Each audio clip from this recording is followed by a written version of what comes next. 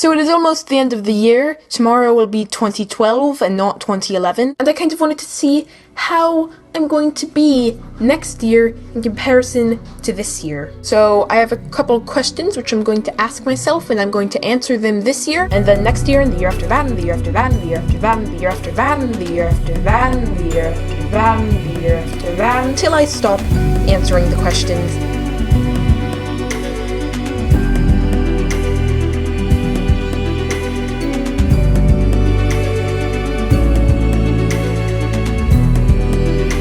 That icy landscape was a metaphor for the bleakness and desolation of 2020. Extremely profound stuff. Wow. It's the 10th year I've done this now, and it's sort of wild to think that I've been making these videos for a decade. It hasn't been a decade. It's been 10 videos, but it's just been 9 years since the first one. Also, I'm a boring party pooper loser. Welcome to the 1 Decade Down New Year's Special Extravaganza, featuring special guests, middle school Theo, high school Theo, and college Theo. And I'm 21 now, so I'm gonna celebrate the new year with some water. Previously, I've always gone through the past me's one by one, introducing them each with some playful mockery. Like, here's little 2011 fetus me who was so embarrassed to be seen in a t-shirt from his elementary school that he had to specify in the description that he was no longer in elementary school. Here's 2012 me who always said random nonsense things and thought that was funny for some reason. Would you like to brush the teeth of that kitten? Yes. Here's 2013 me whose sincerity and earnest enthusiasm I now find really cringy, which I think reflects worse on me now than it does on me then. Now that there are 10 years of past me's, I think I'm getting to the point where it's a little excessive to go through each year individually, but luckily I filmed these in such a way that they're easily segmented into groups. Those first 3 years were filmed in what used to be the TV room and is now my parents' bedroom. The next 3 years were filmed in my bedroom at home, where I made videos throughout most of high school. The next 3 are in my college dorms, and now I'm in coronavirus purgatory. What is your favorite television show? I've been watching a lot of reality TV this year. I loved the queer season of Are You the One? I loved The Circle. I learned that I was being kicked out of college housing because of the pandemic while watching The Bachelor. I also really enjoyed How To with John Wilson, a comedy documentary series documenting the mundanities of life in New York City. I May Destroy You, which poignantly explores themes of sexual violence and consent. And the end of BoJack Horseman was in 2020. It was pre-COVID and feels to me like ages ago, but it was 2020. What is your favorite movie? I honestly didn't watch very many movies this year, but let's go with Cam, Portrait of a Lady on Fire, and Palm Springs. I love time loop movies. I love every time loop movie. What a great gimmick. What is your favorite book? Some of my favorite books I read this year included The Birthday of the World and Other Stories by Ursula Le Guin, which is a sci-fi short story collection that imagines a variety of alien kinship systems. I Like to Watch, a book of essays by Emily Nussbaum, who's a TV critic I like a lot. Oryx and Crake by Margaret Atwood, which is a post-apocalyptic novel that I read at the start of quarantine, and it felt very appropriate. The Vegetarian by Hong Kong, which I read while working on a video about vegetarianism, but I promise it's not like vegetarian propaganda or something. It's a gripping, surreal novel. And The Queer Art of Failure by Jack Halberstam, which looks for alternatives to our understandings of success in pop culture, including animated children's movies, perfect for the YouTube crowd. You can get all of those books and more through my personal bookstore at bookshop.org. 10% of your purchase goes to independent bookstores, 10% goes to me, and none of it goes to Jeff Bezos. What music have you been listening to? I'm so sorry that you have to have a body, and I'm sure it wouldn't interest anybody.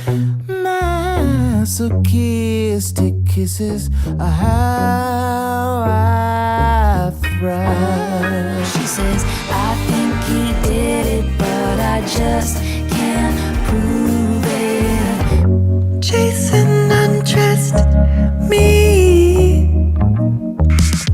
in the factory, in the sterile place where they made me that famous.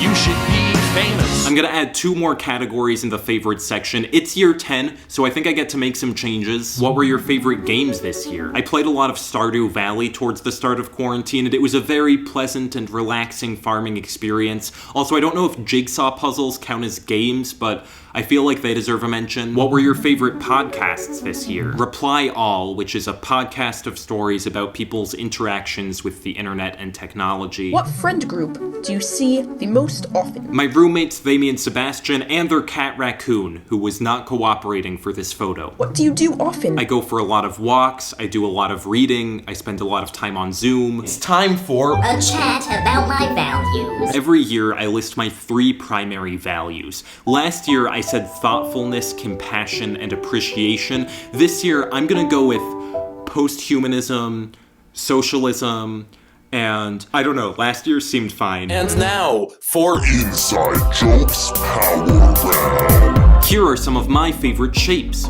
Wow, what great shapes, love these. And now on to the serious questions about my life and my future that fucking 11-year-old me wanted me to answer. What job do you want to have? This is my last year of college, and just leave me alone, okay? I don't want to answer your shitty questions. I want to retire, okay? That's what I want to do. How is your life right now? It's going fine. There's a pandemic, so that's not great, but otherwise, like, I don't know, let's do a little checklist. How am I doing physically? I'm fine. Mentally? I'm fine. Emotionally?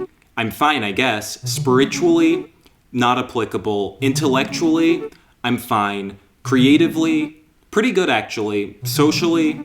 I'm fine. Politically? I'd say I'm like a solid 3 out of 10 on hope right now. How do you think your life will be at this time next year? I don't know, I have no idea. Next question. What did you say about that question last year, and were you correct? I feel like when I was 12, a year felt full of possibility. Like a year in the future could be a utopian imaginary where all of my dreams have come true. Now, a year just feels like another year. Not much will have changed. So, not quite. There was actually a pandemic, so that was a pretty substantial change, I would say. And it just didn't really feel like another year. Has anyone written a paper yet that's like the queer temporality of social distancing? I'm sure someone has. Someone must have done that. I also had some New Year's resolutions last year, so let's check in on those. I'm gonna read 25 more books. If I had anticipated quarantining, I might have made this goal a little higher. I read 40 books this year. I'll make at least 90 minutes total of new YouTube stuff. Again, if I had anticipated what was coming, this could have been higher. I did this easily, partially because I made a whole bunch of second channel videos where I moved people's favorite shapes across a board, and it's the most important thing I've ever done. And I was running for a couple months this past year and would like to return to doing that more consistently. I did not do that, but I have been going for a lot of long walks, so that's good too. My goals for next year, I want to read 30 books, I want to watch 30 documentaries, I want to make 120 minutes of new YouTube content, average 10 minutes a month. Should I say for a second year in a row that I want to start running again? Will this be my going to the gym? I think it will. I'm gonna do it. I want to start running regularly again. And see, this is perfect because now that I've said it in a video, if I don't start running again, it'll be this funny recurring joke where I make the same New Year's resolution every year and never do it.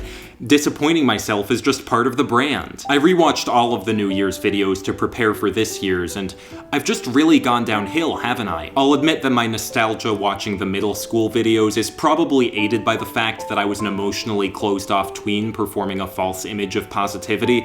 Like, my answer to the "how are you" question for the first 2 years was... My life is very good, thank you for asking. Friends are good. School is good.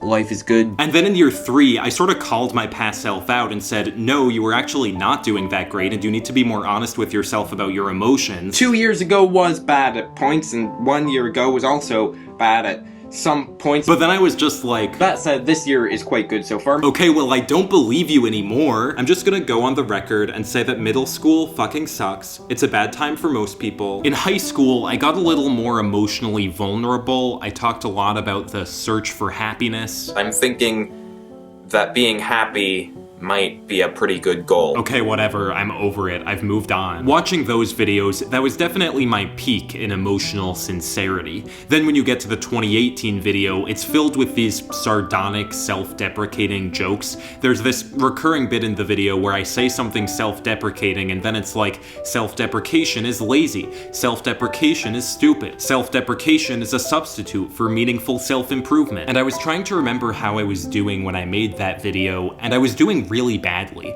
I was having a really bad time. That was by far the lowest emotional point I've been at while making one of these videos. And in the video, I'm just making these biting, sarcastic jokes. And I remember when I initially uploaded it, my roommate's reaction was like, that video made me sad. And I didn't understand, because in my mind it was like a fun video with all of these fun jokes.